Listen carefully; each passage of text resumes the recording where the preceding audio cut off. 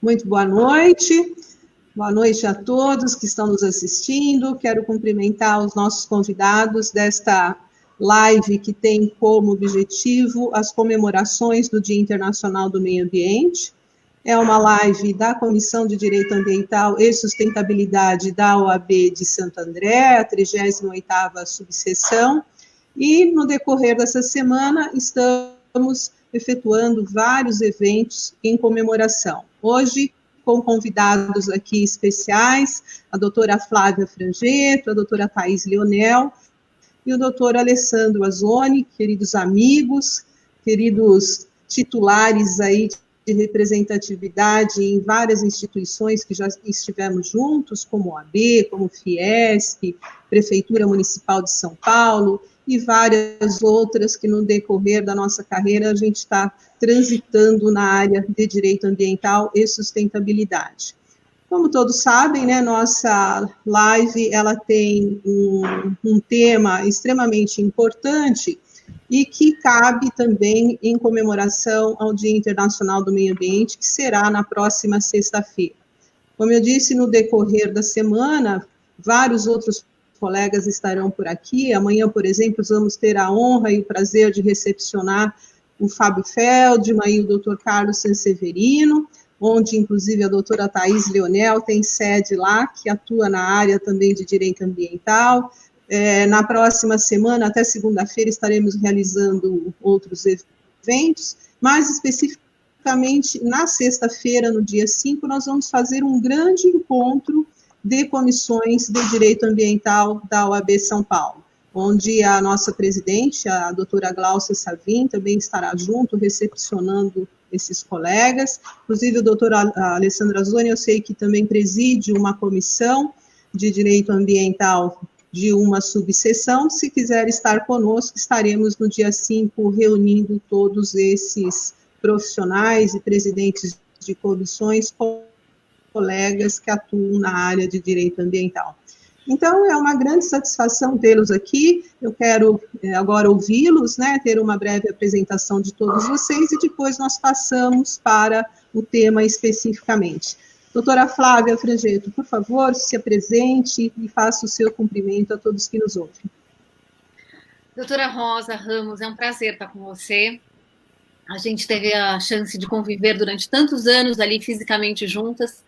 Aí depois que eu vim para Brasília em 2013, a gente se encontra muito esparsamente. Então, mesmo que virtualmente agora, é uma satisfação muito grande poder estar também do lado da doutora Thaís, com quem também tive o prazer de conviver nesses ambientes que o ambiental nos permite. Saudade de vocês e muito obrigada por me apresentar ao doutor Alessandro, primeira vez que eu estou aqui em comunicação com o doutor Alessandro. Como vocês sabem, eu sou advogada desde 1996 e sempre optei pelo direito ambiental, o que é bastante chamativo, porque naquela época até falávamos de alguns juristas que simplesmente falavam: nossa, Flávia, então você não vai querer trabalhar no direito? E eu sempre insistia que o direito ambiental era o direito, né? E hoje, mais do que nunca, a gente sabe da importância que são essas condições do ambiente, de tudo que está no entorno, para que a gente consiga ter uma qualidade de vida, para que a gente consiga permanecer nesse planeta de uma maneira que possamos considerar até sustentável, durável, como se diria em francês.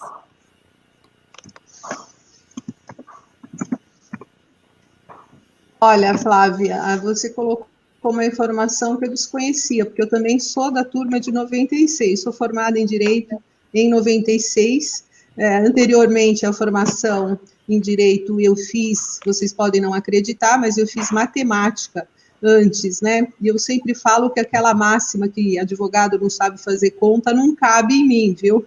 Todo mundo acha estranho, mas eu acho que são duas áreas que se comunicam e se dão muito bem. Thaís Leonel, bem-vinda, Thaís.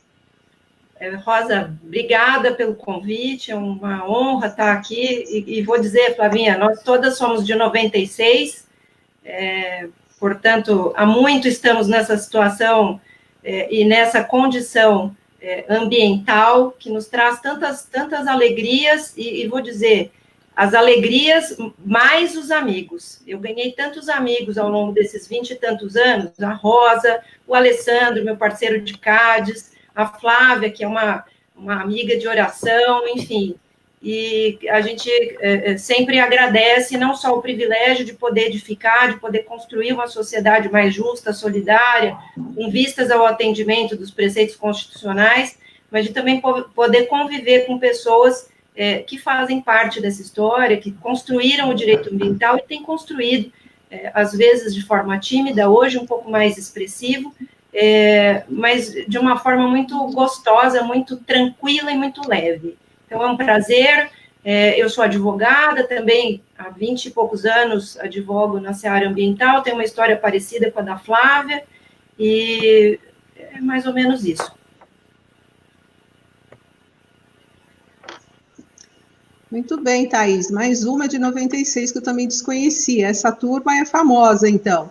Uma boa. Obrigada, viu, Thaís, pela sua presença, por ter aceito o nosso convite para participar desta live. Doutor Alessandro Azzoni, todo mundo aqui, né, todos os colegas de Cádiz, né, agora que eu lembrei que a Thaís também me antecedeu, e eu acho que sucedeu o Azzoni. Eu não sei se vocês estiveram juntos como conselheiros todos na mesma época, mas Azzoni, por favor, bem-vindo. Eu agradeço, Rosa, mais uma vez a oportunidade de estar com vocês. Já estive com você aí na subseção, e é uma honra estar com vocês. Sou advogado da área ambiental, já era antes mesmo de atuar como advogado na área ambiental, já atuava em projetos ambientais. Tenho tido uma função justamente no Cádiz, antes de representar a OAB, eu representava o setor de comércio, que era a associação comercial. Eu sempre gostei da participação ativa, então acabei presidindo quase todas as câmaras técnicas, todas as comissões especiais lá, justamente porque eu acho que esse engajamento nosso, não só como advogado, mas como representantes da sociedade civil, se fazem vital, e ainda mais num tema tão importante que é a questão ambiental. Eu acabo colocando muito essa questão das crises que nós estamos vivendo, principalmente do Covid, que 85% das nossas doenças que nós tivemos ultimamente vieram de zoonoses, justamente por avanço do nosso desenvolvimento em áreas por desmatamento, ou avanço das cidades. Nós tivemos grandes exemplos, como leptospirose, nós temos a questão da chikungunya, a dengue, e dentre outros, agora o Covid. Então, essa situação das infecções acabam fazendo a gente refletir um pouco sobre essa questão ambiental. Eu acho que eu fiz uma matéria recentemente sobre a questão da despoluição das cidades, e o repórter perguntou assim: mas isso é tão importante, os governos estão levando em conta? Eu falei: infelizmente não. Infelizmente nós estamos tendo um avanço muito grande na questão de despoluição pelo caso da desaceleração da economia e pelo isolamento social, só que ninguém deu importância da qualidade que nós tivemos de emissão de poluentes, na questão de despoluição de grandes rios, mares, e ninguém está levando isso em conta. Estão só focando na questão econômica e na questão do combate ao Covid. Então, é só uma reflexãozinha. Só vou falar muito, coisa de professor. Perfeito. Muito bem. Alessandro, como ele disse, além de tudo, é professor e tem uma ocupação que eu sempre digo para ele que acho que o dia dele não tem 24 horas, deve ter umas 48, 50, alguma coisa assim, porque eu não sei como ele consegue estar em tantos lugares ao mesmo tempo. Como ele disse, ele, além de representar a OAB atualmente, me sucedendo lá no Conselho, no Cádiz, ele preside basicamente todas as câmaras técnicas do Cádiz. Então, ele está na secretaria diariamente. e prestando um grande serviço, porque conforme vocês puderam verificar pela introdução, ele é muito ativo e está sempre discutindo as questões ambientais. Ele também é da área econômica, né, Alessandro? Você não colocou, mas eu faço questão de colocar. Economista, quer dizer, ele tem um olhar que para nós, como colega e contribuindo com a participação dele, é muito eficaz, porque ele traz outro olhar que às vezes nós, na área do direito, não conseguimos ter. Então, quero frisar aqui a tua presença, Alessandro, agradecer por ter aceito o nosso convite, e dizer que, de hora em diante, que eu acho que esse será um modelo que nós faremos, né, de encontros, seminários, palestras, eu acho que, de hora em diante, esse será o modelo. Quero deixar aqui, então, já o convite para que a gente faça outras lives, leve esse nosso trabalho, essa nossa participação, representando as entidades que a gente faz parte, ok? Então, Flávia, Thaís, Alessandro, mais uma vez, muito obrigada. Vamos passar ao tema propriamente dito, né, da live desta noite, mas não sem antes cumprimentar, que estão aqui nos cumprimentando no chat. Quero cumprimentar a doutora Cida Ferreira, querida advogada lá de Diadema, uma colega também bastante atuante, e que tem um histórico na área política de Diadema, que muito nos alegra por ser uma mulher e que nada mais, nada menos, teve 7 mandatos à frente do Legislativo de Diadema. Muito obrigada, Cida, por participar. A nossa querida amiga também, Ângela Machado, que é lá da Fiesp, do Conselho Superior de Meio Ambiente, e estou vendo um nome aqui, que o sobrenome já diz tudo, que deve ser a mãe da nossa querida Flávia, que é a Zeza Vitovski, né? Então, está aqui nos assistindo a doutora Andrea Tartucci também, que é a nossa presidente da subseção de Santo André. Doutora Andrea Tartucci, muito obrigada pela sua participação, a sua presença aqui no nosso chat, cumprimentando a todos vocês por ter aceito o convite, estar conosco nesta noite para tratar desse tema tão importante. E indo diretamente ao tema, Flávia, você que irá discorrer para nós sobre essa sua ciência desenvolvida durante todos esses anos que você trata desse assunto, que é a intergeracionalidade e direito ao meio ambiente essencial à sadia qualidade de vida. Ele, na medida em que a gente coloca, ele parece muito extenso, um tema muito abrangente, e de fato né? Porque, na verdade, você está falando de vida, de diferentes gerações, e como essa relação entre elas pode se dar e pode se melhorar a qualidade de vida ambiental. Flávia, a palavra é sua, coloco então para você discorrer sobre o tema.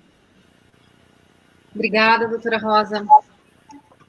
Eu tenho uma sugestão, vai ser uma conversa bem subjetiva, porque esse assunto ele é um assunto, como a doutora Rosa colocou, bastante abrangente.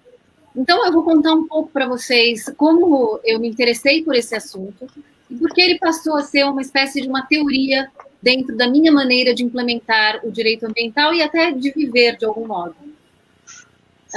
Então, a gente passou a utilizar uma palavra que parecia um pouco difícil, chamada intergeracionalidade. A intergeracionalidade se diferencia do que seria uma intrageracionalidade. Quando, então, temos na intrageracionalidade relações entre pessoas da mesma geração. Já, quando falamos de intergeracionalidade, a conjugação é de vários elementos, e o principal deles, que é um elemento fixo, é a relação entre as gerações. Em que sentido? Num sentido principalmente de governança, o que é extremamente importante. Por quê? Se nós olharmos a necessidade das pessoas, elas terem um elemento comum quanto ao futuro, todas essas formas de se relacionar, elas vão estar ligadas a um momento presente que olha prospectivamente para um futuro. E que futuro é esse? É um futuro cujos elementos acontecerão só aquilo que será visto lá quando esse futuro chegar, né? Ninguém tem bola de cristal.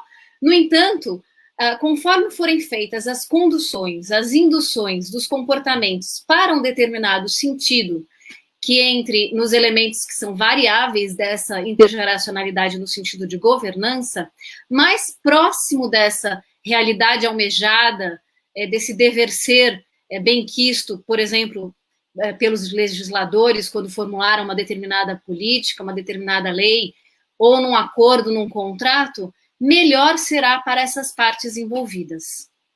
Por quê? Porque as chances de eficácia dos resultados almejados de uma maneira comum serem obtidos aumentam. Então, vamos tentar entrar um pouquinho antes em alguns elementos históricos, e aí eu vou resgatar lá na década de 70, quando começam os interesses de ordem global a serem regulados na esfera internacional, são problemas de ordem comum, que os países vivenciaram, muitas das vezes por catástrofes, por acidentes tecnológicos, que fizeram com que as pessoas se despertassem sob uma necessidade de melhoria de um padrão de qualidade, seja na produção, seja na forma com que o homem lida com o meio ambiente. E aí, nessa circunstância, o mundo, alguns representantes do mundo, resolveram se encontrar, viajar o mundo para discutir o que seriam os problemas que adviriam no século seguinte, que viriam ali a partir do momento em que o século XXI chegasse e que teriam que ser resolvidos de uma maneira comum. Daí saiu esse livro aqui, que eu gosto muito, que eu recebi ele em mãos, era do Dr. Paulo Nogueira Neto, que foi o representante brasileiro que fez parte dessa comissão, é a chamada Comissão de Brundtland, né, o nosso futuro comum. Esse Our Common Future, ou Nosso Futuro Comum, é basicamente um tratado que coloca efetivamente quais seriam os riscos a terem que ser enfrentados, então, no século seguinte.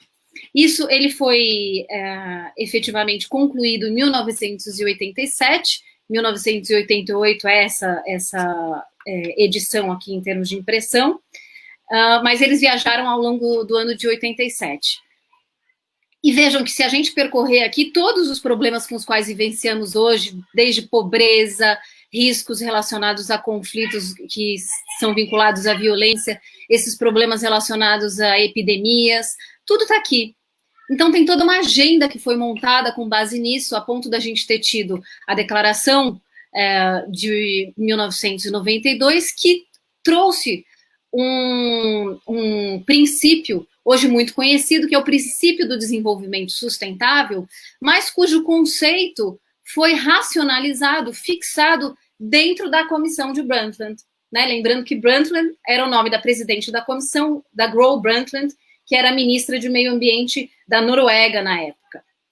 E eu tenho muito apreço a isso, porque nesse contexto em que eu começava a estudar ali no final da década de 90, com bastante curiosidade a respeito dos tratados internacionais ambientais, eu me deparei com um dos tipos de tratados, que foi o tratado denominado Convenção Internacional de Combate à Desertificação, em que um professor, que foi o meu orientador lá na França, ele contava que no momento em que o texto estava para ser adotado no momento da reunião internacional, o texto desta convenção, bem entendido, eles viram que estava passando para o dia seguinte e eles tinham um prazo, portanto eles mexeram no relógio, no botão conta-se, mas isso acho que mais a título de mito, mas a necessidade de mudar até o relógio, mexer no tempo, numa questão de temporalidade para que as coisas acontecessem conforme eles tinham ali aquele deadline, aquela necessidade de cumprir o prazo. E eu, como uma aluna dentro da sala de aula ali da minha pós-graduação na França, me sentia assim, bastante ligada ao fato de a gente ter uma regulação sobre um assunto que era de ordem comum, que internalizava dentro de uma preocupação que era o combate à desertificação, ou seja, que misturava pobreza, que misturava questões relacionadas à rarefação de bens ambientais nos territórios, a ponto de eles poderem se transformar em ambientes desertificados, e alguns deles até parecer com os desérticos, em que a gente tem ali falta de água, que a gente tem uma condição subhumana, indigna de ser humano. E isso me tocou muito, e eu comecei a pensar na temporalidade do momento de implementação dos tratados. A gente estava lá no final da década de 90, e aí, conforme fui estudando, verifiquei que um assunto era bastante presente: a formação de passivos ambientais ao longo do tempo. E que esses passivos, eles vão sendo deixados como uma herança negativa que, no final das contas, o indivíduo de uma determinada geração, ele recebe aquilo e, enfim, vai ter que viver nessas condições. Enquanto o conceito de desenvolvimento sustentável, que foi internalizado na nossa Constituição Federal de 1988, é justamente num sentido contrário.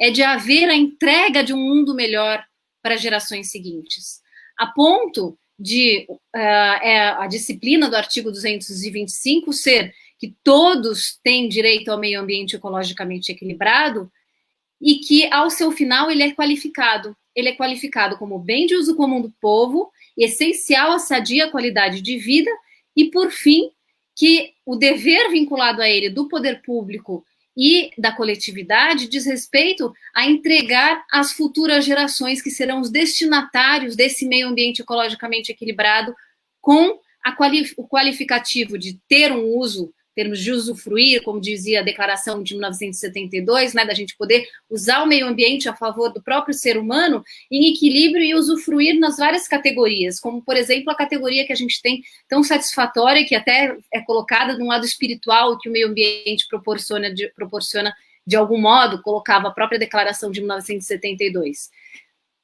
E nesse sentido, a gente visualiza que, do contrário, ou seja, no caso da entrega de um mundo pior, o preceito do artigo 225 não está sendo obedecido. Portanto, se a gente olhar a Convenção Internacional de Combate à Desertificação, que decorre do espírito Rio 92, essa abordagem integrada, e repetindo, a abordagem integrada do desenvolvimento sustentável, ela envolve o chamado tripé, né, da sustentabilidade, que é o equilíbrio entre o viés ecológico, o social e o econômico do meio ambiente. Esses três juntos, eles compõem um desenvolvimento que é aquele desenvolvimento ao qual todos temos direito. Mas se você tem passivos, o que fazer, então, com esse passivo de uma geração para outra? Né?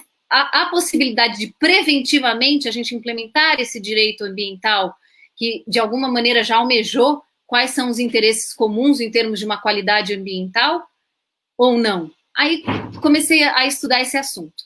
Chegou um momento em que me foi colocado um desafio, que era o desafio de pensar a respeito do lixo nuclear, do resíduo nuclear, ou seja, aquele decorrente das atividades causadas no processo de produção nuclear, da atividade que se utiliza digamos, de tudo aquilo que é contaminante, que é radioativo.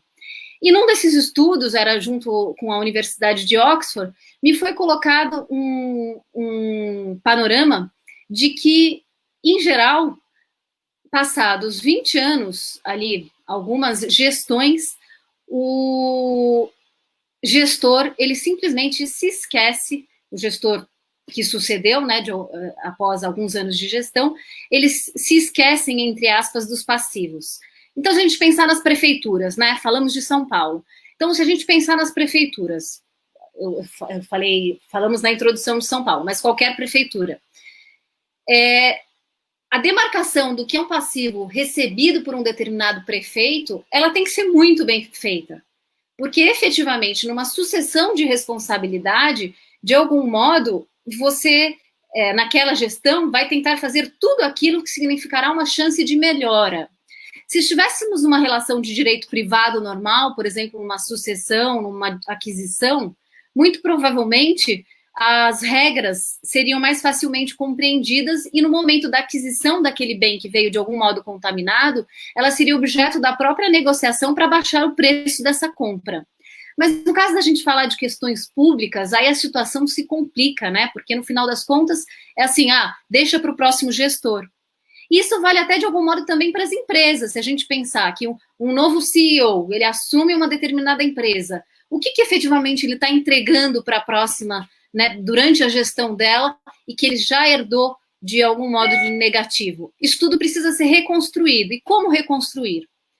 Então, meditando sobre isso, eu comecei a configurar que na relação de governança de intergeracionalidade, além do elemento fixo das relações entre as gerações, a possibilidade de você construir elementos variáveis em conjunto que poderão significar um grande acordo intergeracional a favor daquilo que seja, num primeiro elemento, um ponto de equilíbrio, um ponto em que interesses dessas partes envolvidas se cruzem para um benefício comum.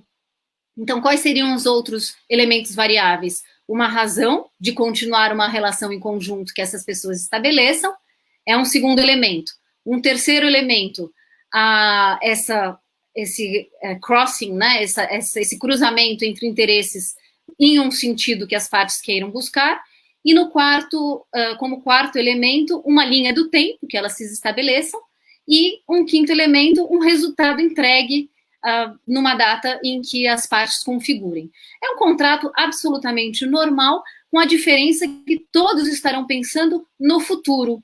Em geral, a gente tem a configuração dos testamentos, né? Mas o testamento, no final das contas, ele acaba tendo um valor com o advento morte de uma das partes, que foi a parte que subscreveu esse testamento. Já nesse caso da configuração dos legados, num acordo de intergeracionalidade, não. Tudo aquilo que venha a significar uma possibilidade das pessoas fazerem uma tratativa dentro de gerações diferentes, olhando o benefício para uma geração diferente de uma delas, por exemplo, a geração subsequente, isso sim pode significar uma entrega que resulte na formação de um legado. E aí, os problemas que podem existir e ser objeto desse tipo de contrato são vários. E alguns juristas vão se perguntar, mas como a gente vai negociar a respeito dos direitos difusos? Os direitos difusos, como alguns sabem, no meu ponto de vista, sempre foi um envolvimento entre uma natureza jurídica que é tanto pública quanto privada. Então, se a gente estiver acima de um patamar de qualidade ambiental que é satisfatório, isso seria o suficiente para poder, a partir daquele padrão de qualidade ambiental, construir sadias qualidades de vida na forma com que as partes queiram estabelecer. Aí tem vários elementos que a gente poderia discutir a respeito disso, tem várias experiências nas quais eu tento colocar esse tipo de abordagem integrada do desenvolvimento sustentável por meio da governança intergeracional, e que aí a gente pode deixar para debate. E só por fim, eu colocaria uma mensagem, né, que a mensagem disso tudo seria o quê? A otimização das normas ambientais, no nosso caso. Agora, claro que vale para outros tipos de normas também, se a gente trabalhar normas sociais, outros tipos de normas também se aplica a mesma teoria. Mas vejam só que é sempre assim, você tem um grau de 100% de eficácia, ou você tem uma eficácia completa, portanto, 100% de compliance de uma determinada norma, ou você tem ela subutilizada. Muitas vezes, numa política pública, se estabelece que sim, foi implementada, mas não foi 100%. Foi só, fizeram o que tinha que fazer, então houve uma certa efetividade. Mas foi realizado acima daquele patamar ali mínimo de qualidade, o suficiente para as pessoas estarem satisfeitas? Então, com essa mensagem, eu acho que a gente pode começar a debater com os colegas de um ponto assim, o que mais podemos fazer além daquilo? Estamos satisfeitos e há ferramentas para isso?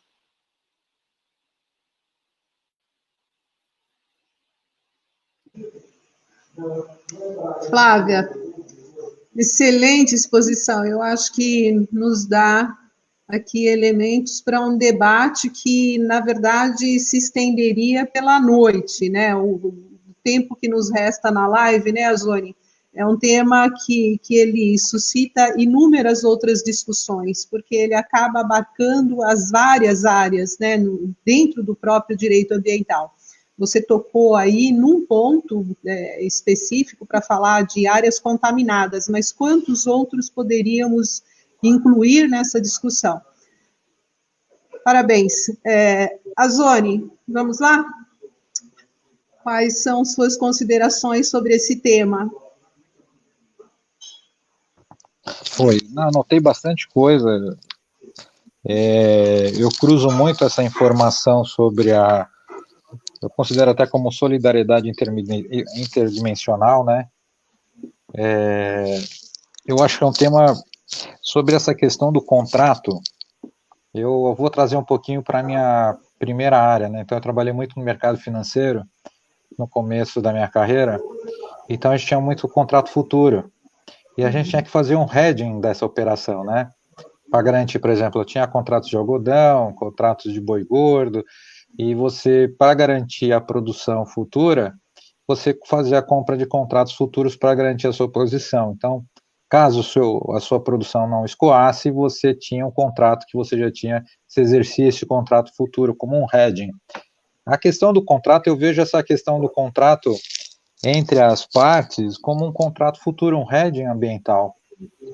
Eu acho que a gente tem que começar a pensar, sim, nessas questões, sobre o que nós estamos deixando de legado. Eu acho que a questão dos passivos ambientais, eles estão se tornando irreversíveis.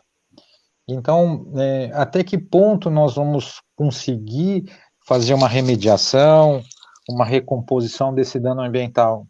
Eu acho prudente a gente pensar realmente na concepção de um contrato. O hedging nosso vai ser a garantia de um meio ambiente sadio. Até eu estava discutindo outro dia a questão da própria cidade como um bem ambiental. E a função do prefeito, ela é justamente garantir a sadia qualidade de vida aos seus moradores. E é tão complexa a coisa que a cidade ela se torna, como um bem ambiental, ela se torna, ela sai daquela esfera de direito urbanístico, direito administrativo, para você tentar unificar, tanto que o último plano diretor, a gente tentou colocar, de uma certa forma, nós envolvemos a cidade nesse contexto, quando nós preocupamos com a descentralização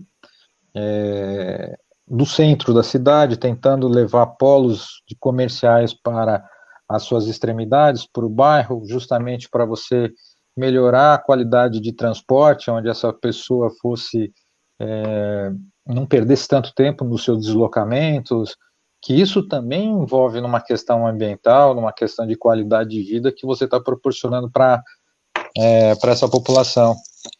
E eu vejo muito uma questão, assim, uma discussão muito assim sobre o econômico e o ambiental. Isso a gente sempre coloca, não, que o meio ambiente, os licenciamentos ambientais acabam travando o desenvolvimento do país, ou acabam travando determinados procedimentos de licenciamento, e eu discordo plenamente, porque o que eu vejo são o excesso de normas, e um excesso de normas que muitas vezes são transformados em portarias dentro de secretarias de Estado, dos próprios municípios, e que fica intangível na sua aplicação. E nós participamos de alguns processos, né, Rosa, de passivo ambiental, e que nós pegamos algumas incongruências assim absurdas, assim, de aplicação de uma norma de forma realmente abusiva. E eu não sei se o agente que está fazendo a verificação tem um medo muito grande de ser acusado por improbidade, ou essa questão de tentar sanar o dano de a qualquer jeito, mas ela se torna, ela não, você vê que as punições, elas não se tornam efetivas por o bem maior, que é a educação ambiental, para que a pessoa não cometa de novo esse ilícito ambiental, e a recuperação do dano, que é o mais importante de tudo. Nós vimos dentro de alguns processos que estão lá mais de 10 anos, e nada se deu nesse processo. Nem a recuperação do dano, nem a autuação, e quando você analisa o processo em si, você acha inúmeras falhas, que se a pessoa ajuizasse uma ação na justiça, ela teria um outro revés. Provavelmente até um cancelamento alto, ou uma redução drástica dessa infração, mas eu vejo que o bem maior que para nós aqui, nós operadores do direito, é a reposição do dano. Essas áreas contaminadas, as áreas desmatadas, uma questão que a gente vê, por exemplo, nós vimos muitas áreas de floresta amazônicas que foram desmatadas, mas e a recomposição do dano? Elas foram autuadas, existiu o processo dentro do IBAMA, dentro do Ministério Público, mas as propriedades continuam em forma de pastos ou de plantações, mas a recuperação do dano nunca ocorreu.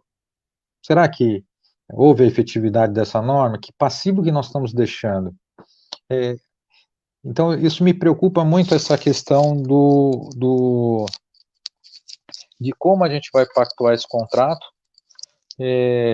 Eu gostei da ideia de a gente fazer um hedging, achei uma ideia muito interessante, e eu vejo como um passivo ambiental que ele acaba passando na sucessão, como a Flávia comentou, a doutora Flávia comentou, a sucessão de responsabilidade dos prefeitos. Elas acabam, não só de prefeitos, como governadores e presidentes também, acabam herdando um passivo ambiental através da sucessão de responsabilidade, e que, se houvesse essa pactuação desse contrato futuro, a gente conseguia realmente reduzir o tamanho desse passivo, e acho que até essas questões que a gente acaba ouvindo, de uma certa forma, dentro de flexibilização, ou até alguns absurdos que a gente acaba ouvindo, estaria totalmente desconfigurado nesse modelo.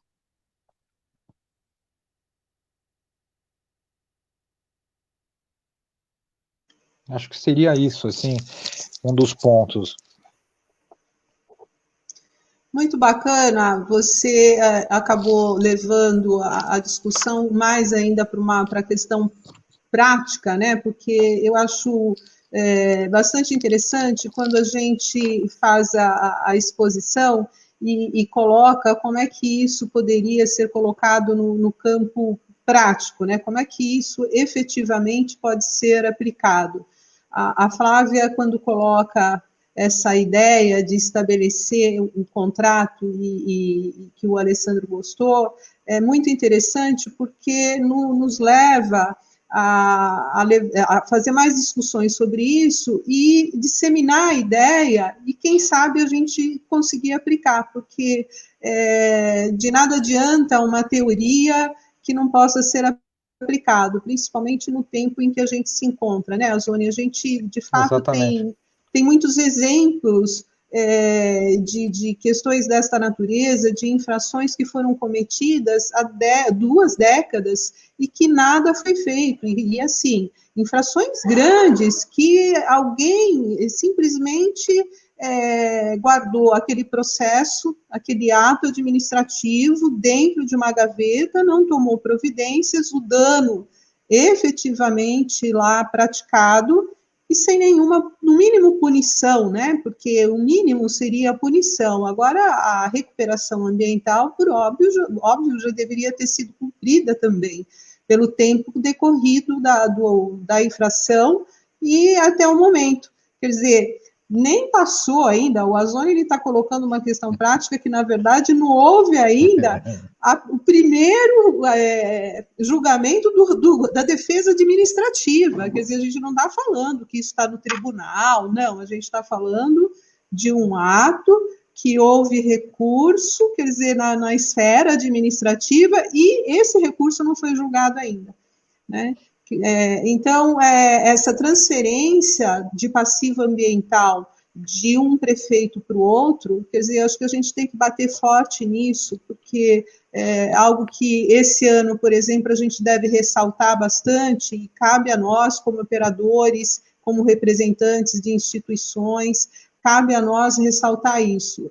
Não é possível que esses prefeitos, esses vários candidatos que surgirão este ano, principalmente, se candidatem a assumir passivos ambientais desta natureza, como a gente tem visto em vários municípios, em especial na cidade de São Paulo, né? Mas, Rosa, sabe, só fazendo uma ponderação, eu acho que o termo dado pela doutora Flávia sobre a sucessão de responsabilidade deveria ser pauta dos projetos. Eu acho que muitos prefeitos não fazem nem ideia do tamanho que o passivo ambiental de uma cidade. E como esses processos engavetados representam isso num processo. Eu acho que essa questão, ela devia até ser colocada no pleito eleitoral nesse exato momento. Como, qual é a sua responsabilidade nessa sucessão de responsabilidade ambiental, dos passivos que você está recebendo? Você sabia que a cidade, não importa se é São Paulo ou qualquer outra cidade, qualquer município, os 5.570 municípios que o Brasil possui, qual é o tamanho do seu passivo ambiental e o que você pretende? A responsabilidade é sua, né? Então, eu acho que é uma questão que ninguém ponderou. Eu acho que o que a doutora Flávia coloca é um ponto muito perfeito nessa situação, ainda mais no ano eleitoral. Eu Exatamente. acho que essa discussão nunca foi colocada. Nós vamos ver a discussão sobre zoneamento, sobre segurança, sobre educação, sobre saúde, e o ambiental vai passar assim bonito, de longe. Sem dúvida. Quero cumprimentar aqui também a doutora Cláudia César. A doutora Cláudia César, nossa amiga lá do CADES também, está nos assistindo. A Zone mandando abraço para o mestre, a Zone. A Dora, querida Dora do Consema, está aqui colocando também uma pergunta e fazendo uma observação acerca das áreas dos passivos ambientais. Ela coloca muitas áreas com passivos ambientais, onde antigos proprietários não cumpriram a exigência da restauração. E estes imóveis muitas vezes são ocupados por moradias populares e prefeitos não interferem, como também o órgão licenciador estadual não busca resolver tais impasses. Esse tema, ele é bastante, ele suscita, né, muitas discussões, porque cada dia mais a gente vê o quanto nós temos de áreas contaminadas ainda desconhecidas, né, porque as conhecidas, pelo menos, a gente não corre riscos, né, como a gente nunca vai esquecer, e é vizinho aqui da minha cidade, onde eu resido, que é o condomínio Barão de Mauá, né, acho que todo mundo lembra disso, um acidente terrível, e que fica aí guardado como exemplo do que uma área contaminada pode impactar a vida de várias pessoas ao mesmo tempo. Então, com isso, vamos passar agora para a doutora Thaís Leonel, para que faça a sua apresentação, as suas considerações. Thaís, bem-vinda. Ligar o seu som. Só um minutinho, o seu som está sem som. Aí. Pronto, agora mais uma vez, Rosa, obrigada pelo convite, é um prazer participar desse evento e desses eventos que você lidera com tanta maestria e de forma tão leve, gostosa, produtiva e efetiva. E dizer que você me deu uma missão muito difícil, que é suceder dois colegas que são duas feras aí nas questões ambientais, que fizeram apontamentos muito importantes e muito interessantes. Então, a doutora Flávia, que faz uma exposição, uma colocação histórica do tema, posicionando como é que o tema engrena na nossa sociedade, tanto quanto as pontuações feitas pelo doutor Azone, no sentido de trazer essas considerações históricas para um bate-papo do dia a dia, que é o que a gente faz, né, Azone? É o nosso dia a dia e é o fazer acontecer. E aí a gente tem que trazer todos esses apontamentos para a esfera do direito ambiental brasileiro.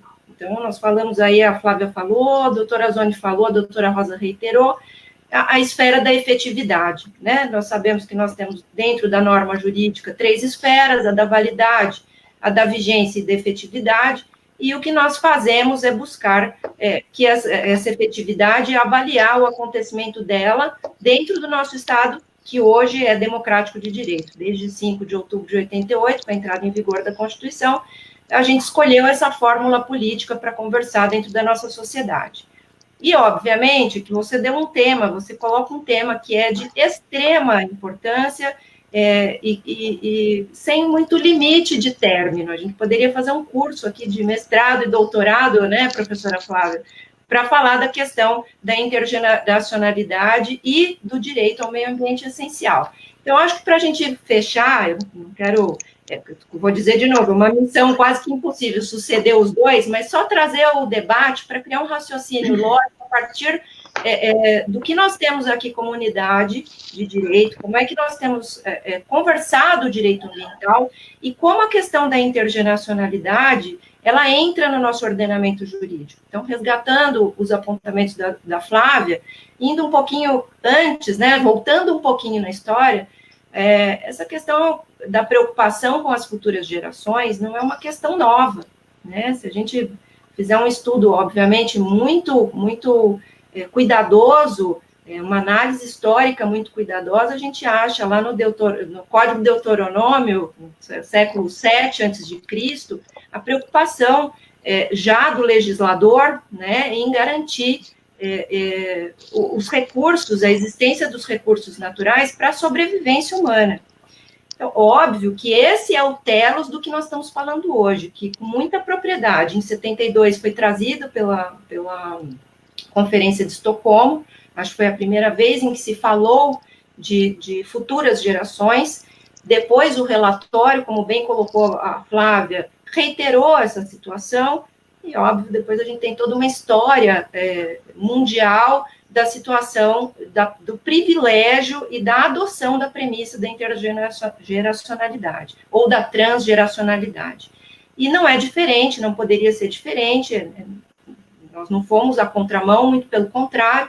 Pela primeira vez na história do direito brasileiro, nós temos uma Constituição que criou um capítulo inteiro para o meio ambiente e definiu neste capítulo, na parte final do artigo 225, que nós temos um dever constitucional, e quando eu digo nós, e aí eu vou passar um pouquinho, professor Azzoni, porque nós não estamos falando só do poder público, mas também da coletividade, que é chamada a responder por esse dever, de preservar e defender o meio ambiente para essas gerações que existem e mais, para as gerações que virão. Então, nós estamos falando aqui de um direito que é o nosso dia a dia, quer dizer, até onde eu vou, o que eu posso fazer para garantir a sobrevivência de pessoas que nem existem, mas que existirão, e que não podem ter menos do que nós temos hoje, sob pena de colocar em risco, obviamente, a existência da raça humana. Acho que, para não ficar muito demorado e muito pragmática a colocação, nós temos que lembrar que esse ano, e professor Azzoni, eu gosto muito de, quando a gente fala de meio ambiente, lembrar de uma ABI, que é a 3540, teve como relator o ministro Marco Aurélio, e que fala muito dessa questão da economia e do direito ao meio ambiente ecologicamente equilibrado, que é essencial a sadia qualidade de vida. Quer dizer, é isso que nós precisamos guardar e entender para garantir as futuras gerações. O que é essencial para essas gerações? Para que nós temos esse direito? Para quem serve este direito? E por que, no plano da efetividade, nós somos chamados pela Constituição a operar? Nós temos o dever de operar em favor da defesa e da preservação. Então, não é demais a gente lembrar nesse sentido, considerando que lá em 2006, 2007, quando a ADI foi relatada, que não tem como nós falarmos em meio ambiente sem chamar a situação da economia, até mesmo porque o meio ambiente é um balizador da questão econômica. Nós balizamos a nossa economia capitalista pelo meio ambiente. O empreendedor não pode fazer o que ele quer, do jeito que ele quer, da forma que ele quer. Nós temos uma estrutura normativa que define, e não tem mágica, né, Rosa? O que está na lei tem que ser cumprido, e é esse cumprimento que vai garantir a efetividade da continuidade da espécie humana. Então, só para terminar, eu gostaria de lembrar que esse ano, o Fórum Mundial, Econômico Mundial, que aconteceu em Davos no final de janeiro, ele teve como pauta principal a questão ambiental. E aí, trazendo aqui, fazendo um gancho pela colocação do Azzoni, que questiona a situação do poder público, o que o poder público, qual é a responsabilidade, como é que ele pode olhar para esse passivo e tratar desse passivo, foi debatida uma questão que é colocada lá como ponto principal de preocupação mundial, que é a situação da perda da biodiversidade. né? É óbvio que são passivos, como as áreas contaminadas, por exemplo, que vão muito além de prejuízos à fauna e à flora. O prejuízo que traz, e por isso nós adotamos na nossa norma constitucional, nossa Carta Constitucional, o princípio da intergeracionalidade, o prejuízo que se causa é a existência humana, é a sadia qualidade de vida da pessoa humana. Então, essa é talvez a preocupação maior que nós, enquanto também atores e chamados a participar desse dever constitucional de defesa e preservação do meio ambiente, temos que nos manifestar.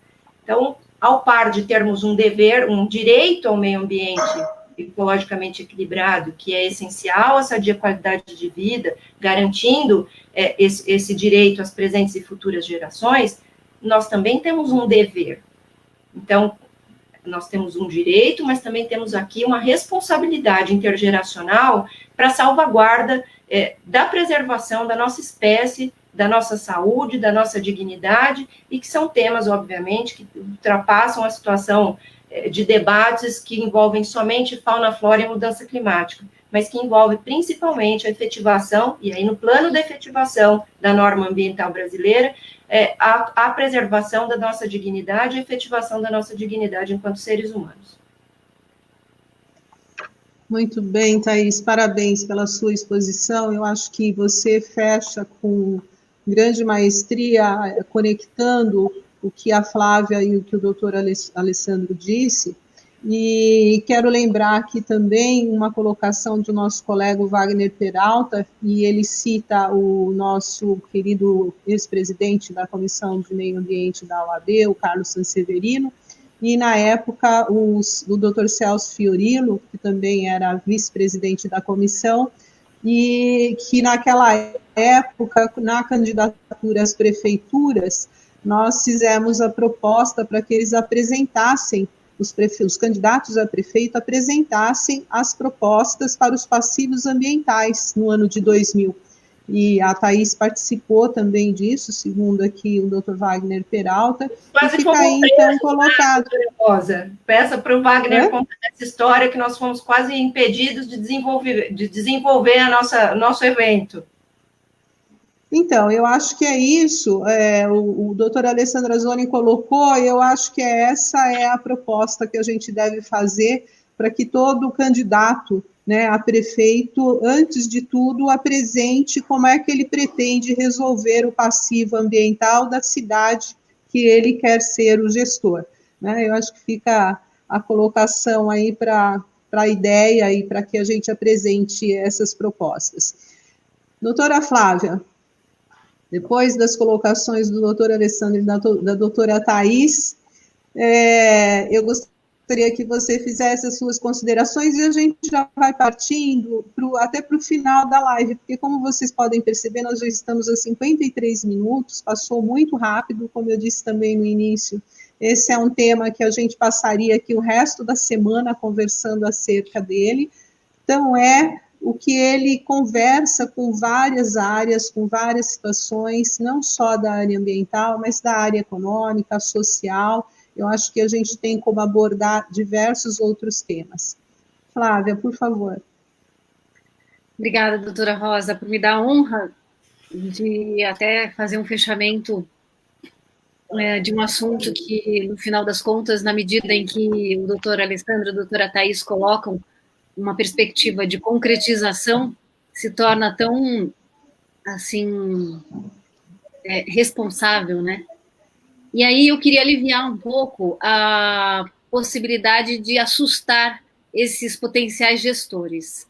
Porque dentro dessa fórmula toda de abordagem intergeracional na governança, a doutora Thaís talvez se lembre disso lá nos idos da OAB da época, justamente o doutor Carlos Sanseverino, a gente discutiu isso no âmbito de gerenciamento de resíduos. E existe uma possibilidade nessa fórmula da gente colocar um terceiro interessado dentro dessa relação jurídica. Então, quem se relaciona, na verdade? Quais são as partes? As partes são representantes das gerações, de acordo com esse interesse comum. Portanto, essas partes, em havendo um terceiro interessado, esse terceiro ele não foi na relação de nexo causal entre o dano e o resultado negativo de dano ambiental, ou entre o risco, a ameaça e o resultado de potencial dano, ele é um terceiro que pode vir para querer solucionar o caso.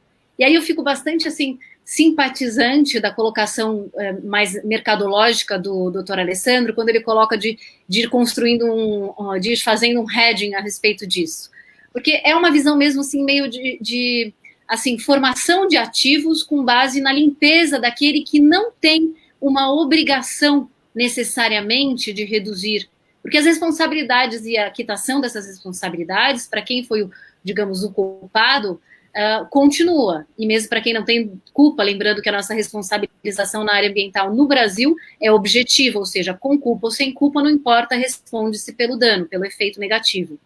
Então, eu finalizaria com essa possibilidade de mostrar que esse terceiro interessado, que pode ser um grande investidor em transformação ambiental, transformação positiva, ele pode vir para justamente fazer um equilíbrio e falar, olha, eu sou interessado em, por exemplo, reduzir emissões de gases de efeito estufa dentro da minha escala de dever, que não é obrigação, mas é um dever, eu quero fazer a minha parte.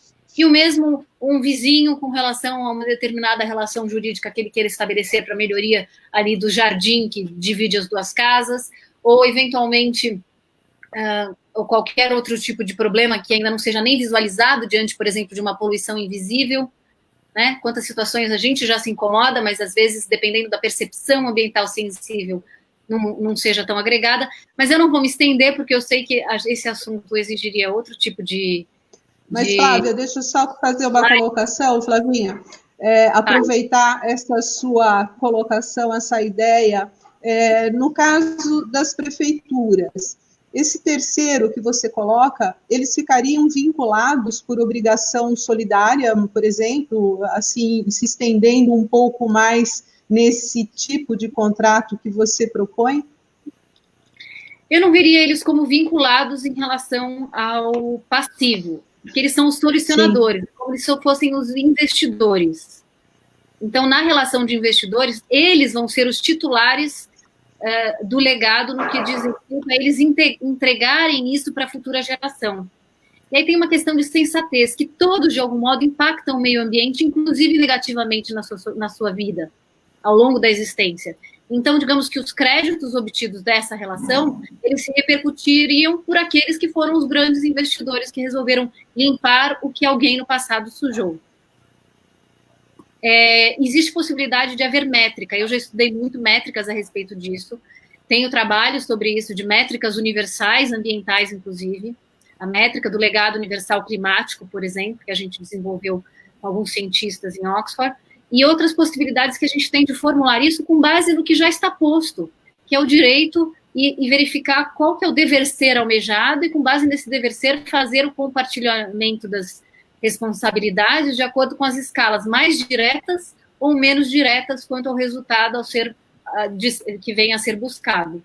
Então, digamos que um gestor novo, um prefeito novo, ele pode ser um grande solucionador como investidor também, porque ele vai investir o seu mandato para resolver aquele problema graças às alianças que ele faça no que diz respeito, por exemplo, à limpeza que ali esteja colocado com os cidadãos que serão seus eleitores.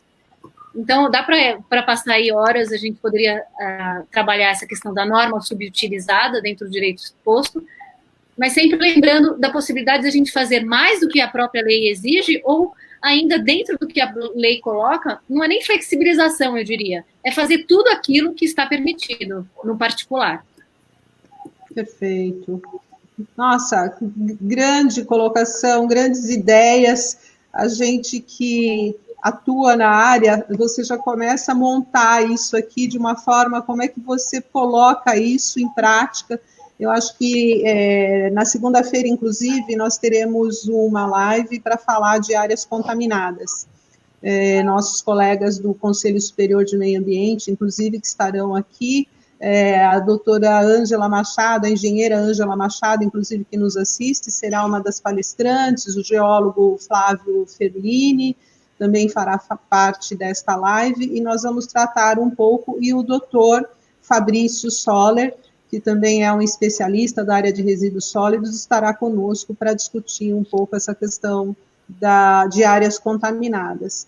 É um assunto que pode dar aí aso para grandes discussões, inclusive para a gente estar levando algumas questões para o Conselho Municipal de São Paulo, né, Azoni? O que você acha?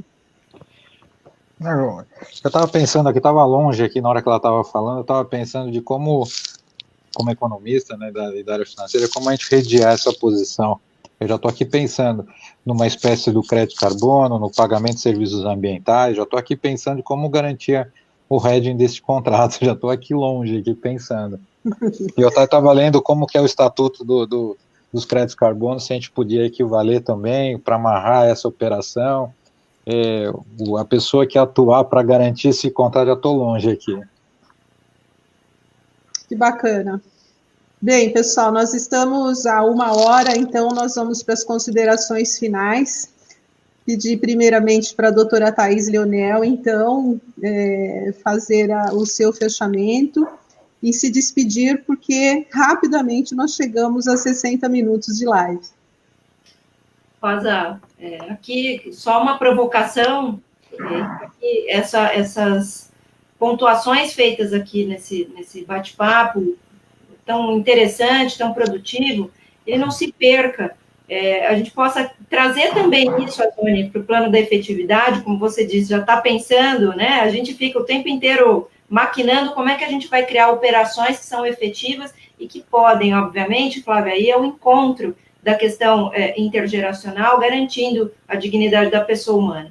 Então, não só ao CADES, mas a outros conselhos, como o COSEMA, o CONSEMA, são temas que deveriam ser levados, expostos e trabalhados, a fim de que a gente consiga um resultado concreto e efetivo do que se trata, do que se fala, do que se produz aqui nesses tipos de encontro, nesses tipos de contribuição. Então, quero parabenizar, Rosa, mais uma vez, a sua presidência, a sua condução, sempre impecável dos trabalhos, de eventos de natureza expressiva, com sempre convidados muito expressivos. Agradecer a aula que eu tive aqui com o professor Azoni, a Flávia. Flávia, você, não vou falar nada não, porque você mora no meu coração, tá?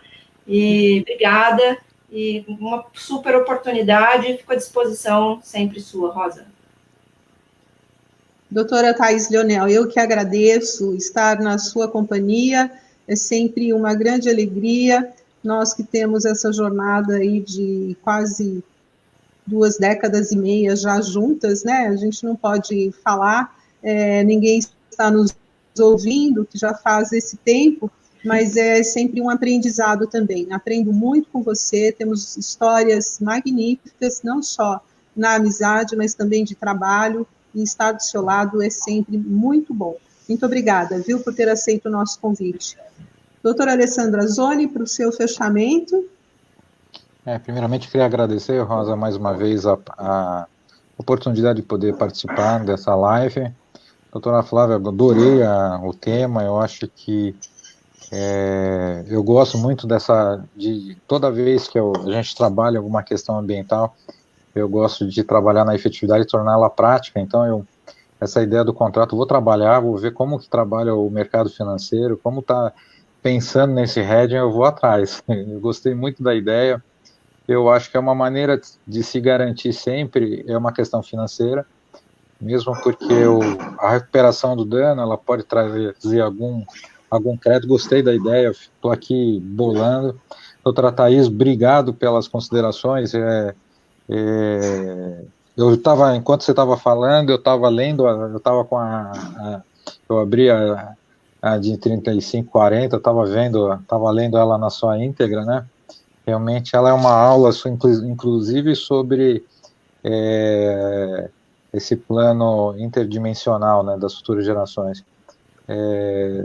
Mais uma vez eu agradeço, poderíamos repetir até uma live mais direcionada para essa ideia do contrato, que eu acho que é uma coisa que ela tem que se tornar efetiva, eu acho que a gente transformar isso num produto realmente para para os novos prefeitos, com governadores, eu acho que a gente pode tentar tabular alguma coisa nesse sentido, porque o que nós vemos muito na prática é essa carência, né, deles na resolução desses problemas. Eu acho que as nossas ideias que nós temos na academia, eu acho que, e na nossa vida prática, podem trazer essas alternativas. Obrigado Sim. mais uma vez, adorei participar e pode contar comigo. Eu que agradeço, doutora Alessandra Zoni, sempre presente. Você, todas as vezes que a gente pretende fazer algum evento, ele é um entusiasmado, na verdade. O doutor Zoni, ele fala, oi, meio ambiente, que a gente pode estar discutindo a respeito, sempre juntos, sempre topando, e é isso, é levar efetivamente as nossas ideias. Eu acho que disseminar o que a gente discutiu aqui faz a grande diferença. Então, eu já deixo registrado um convite para levarmos uma nova live de discussões, mais voltado para a efetividade, como falamos aqui todos nós, da necessidade, né, que nós temos na prática de levar essas ideias para que elas sejam colocadas em prática. Então, eu deixo aqui registrado já esse convite para vocês, para daqui uns 15 dias a gente voltar a discutir esse assunto. Flávia, o seu fechamento... Olha, eu vou mandar um abraço para todas as queridas que estão aqui, que são a Thaís, a Rosa, queridas de muitos anos, em especial, em particular a elas, porque a gente tem uma relação de amizade eterna, e quando a Thaís, ela coloca da salvaguarda, dessa existência humana, eu peço para nós, e aí a gente alonga também para o Alessandro e para todos os outros que estiveram aqui com a gente, que a gente seja digno da sabedoria de Deus, esse Criador, para continuar construindo aquilo que já foi criado, já foi colocado no mundo, no planeta, e os bens ambientais que aqui estão no nosso entorno. Obrigada. Flávia, obrigada, doutora Flávia Frangetto. Você é a minha cientista preferida ambiental. Os seus estudos, eles nos engrandecem tanto. Toda vez que eu ouço você falar, os meus olhos brilham e meu coração palpita assim, de alegria, porque sempre é um aprendizado muito grande. Você é espetacular, por isso você está tão longe, está aí dando a sua contribuição no Senado Federal. Eu acho que nós só temos a ganhar com o que você produz aí, né? Eu acho que você não produz para você aí, como atividade profissional, você produz para o país, né? Você tem feito trabalhos espetaculares que só nos engrandece. Ser próxima a você e poder beber dessa sua sabedoria para nós é uma bênção, é uma dádiva, viu? É um prêmio muito grande. Muito obrigada pela participação sua, da Thaís, Alessandro, obrigada. Vamos encerrar, então, e amanhã vamos recepcionar aqui o Dr. Carlos Sanseverino e o Dr. Fábio Feldman. Quem quiser assistir, estaremos amanhã também aqui às 18 horas. Tchau.